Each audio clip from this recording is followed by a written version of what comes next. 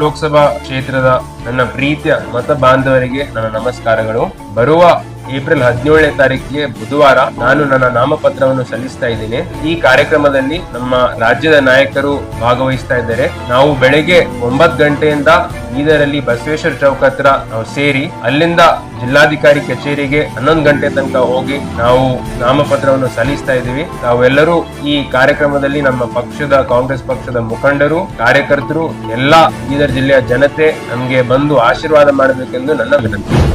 ಈಶ್ವರ್ ಖಂಡ್ರೆ ಮಾತನಾಡುತ್ತಿದ್ದೇನೆ. ಆತ್ಮೀಯ ಬಂಧುಗಳೇ, ಯುವ ಶಕ್ತಿ ಅಣುಶಕ್ತಿ ಇದ್ದ ಹಾಗೆ ಯುವಕರು ರಾಜಕೀಯದಲ್ಲಿ ಬರಬೇಕು, ಅವರಲ್ಲಿ ದೂರದರ್ಶಿತ್ವ ಇರಬೇಕು.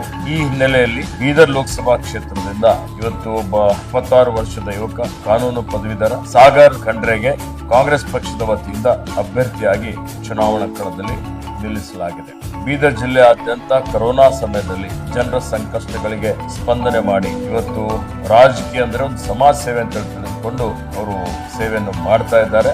ಮಾನ್ಯ ಸಾಗರ್ ಖಂಡ್ರೆ ಅವರು ಇದೇ ಬರುವ 17ನೇ ತಾರೀಕು ಅವರು ನಾಮಪತ್ರ ಸಲ್ಲಿಸ್ತಾ ಇದ್ದಾರೆ. ಬೀದರ್ನ ಬಸವೇಶ್ವರ ವೃತ್ತದಿಂದ ಮೆರವಣಿಗೆಯಲ್ಲಿ ಅವರು ಜಿಲ್ಲಾಧಿಕಾರಿ ಕಚೇರಿಗೆ ಬಂದು 17ನೇ ತಾರೀಕಿಗೆ ನಾಮಪತ್ರ ಸಲ್ಲಿಸುತ್ತಾರೆ. ಯುವಕರು, ಸಾರ್ವಜನಿಕರು ಹೆಚ್ಚಿನ ಸಂಖ್ಯೆಯಲ್ಲಿ ಈ ಒಂದು ಕಾರ್ಯಕ್ರಮದಲ್ಲಿ ಭಾಗವಹಿಸಿ ಯಶಸ್ವಿಗೊಳಿಸಬೇಕು.